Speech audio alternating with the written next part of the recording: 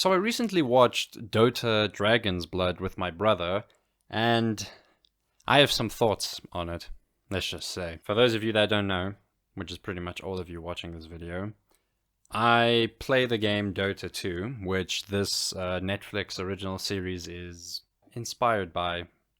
Inspired by would probably be more accurate. And in the story, we follow the journey of Davion the Dragon Knight. He is a young dragon hunter, hunts dragons, pretty simple, until he learns of a very powerful dragon known as an Eldworm, tracks it down, only to find that it was incredibly weak. And he saw no honor in simply murdering some weak dragon, and so as he was turning away to leave this poor being to just die in peace, he heard a voice in his head begging him to slay it in combat. And at that moment he knew that the dragon was trying to communicate with him. So he honored the dragon's request, thrust his sword into its chest, but as he did, the dragon slit his throat, and their blood mingled, and then they became this whole new creature. And that's where the Dragon Knight part comes from, because Davion is just a regular human like you or I, but he can transform into a dragon. That's his story in the game anyway. So his story here is slightly different. In the show, rather than Davion being the Dragon Knight, there's a group of dragon hunters known as the Dragon Knights. And Davion finds himself to be a young and upcoming member of their order, till he finds his way to a town. He goes there to save the town from a rogue dragon that's been pestering them, possibly. But when he goes deeper into the caves from where the dragon came, he learned that there was an Eldworm in there. And as I mentioned just previously, very powerful, very dangerous. So they decide to leave. As they leave, there was another man there with them. Can't exactly remember his name, but he was there with them. He's revealed to not exactly be possessed at first, but he was in cahoots with another character from the game called Terrorblade. Now, Terrorblade's story is he's a demon. He's from Hell. In Dota, there are 7 hells.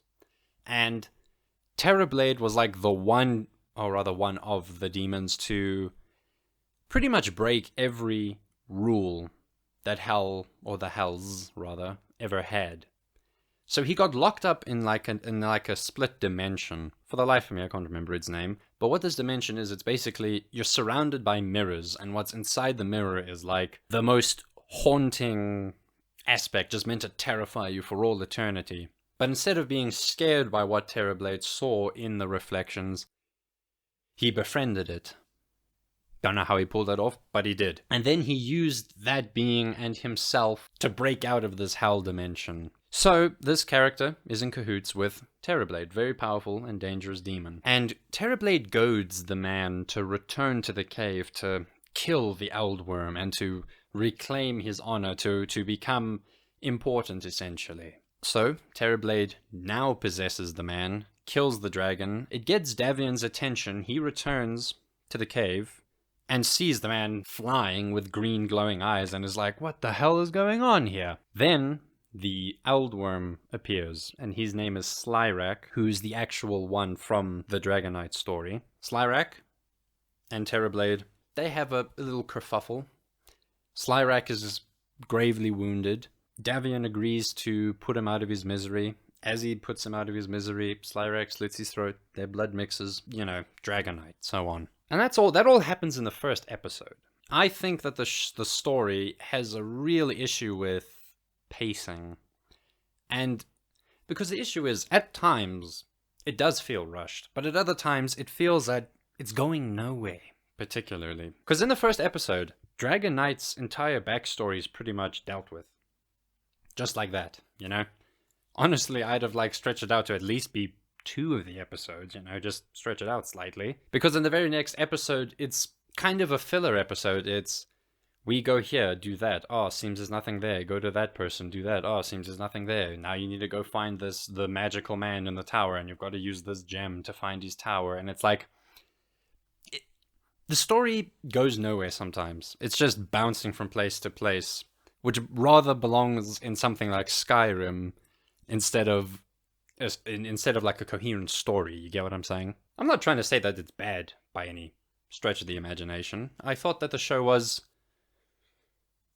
okay. Again, it's not bad.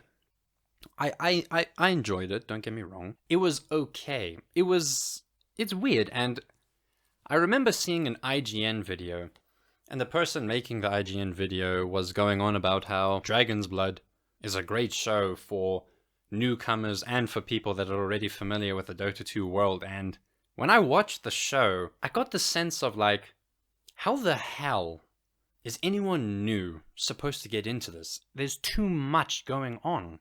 Let me give you some context. In the game, Dota, Defense of the Ancients, the whole point of the game is there are 2 teams made up of 5 members each. The whole point of the game is you have to push your enemy's territory until you get to their ancient and you destroy it. And in the lore, there are 2 ancients.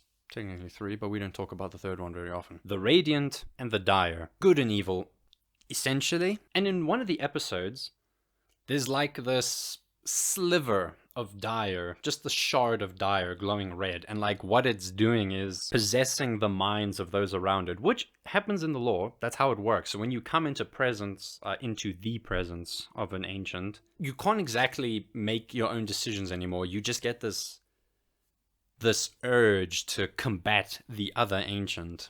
But in the show, when one of the main characters, Mirana, stumbles across this shard, it's like an orgy of zombies eating each other and ripping each other apart. And I'm like, why is this a part of the show? Like, what's the point? This is not supposed to happen. It's like these people watched Castlevania and Blood of Zeus, and they saw that, well, these shows are quite dark and stuff, so let's take hints from that and just slap it into our show with no real regard for whether or not this will fit into the story. Because in that whole episode also pretty much just ends with, oh yeah, I guess we can't really go to that place anymore. Let's just go this other direction to get to that place. It's aimless at times. Really, it's aimless. And you're just left sitting there like, this is all fluff and filler. Like this 8-episode show, if you're being like absolutely concise with what happens, like you could have cut it down to like 5 episodes. Because there's like that much fluff and filler in it. And in the other video where I touched up upon that, I hate edgy stories because they try to be edgy in an attempt to make themselves better. I kind of got those vibes from the show.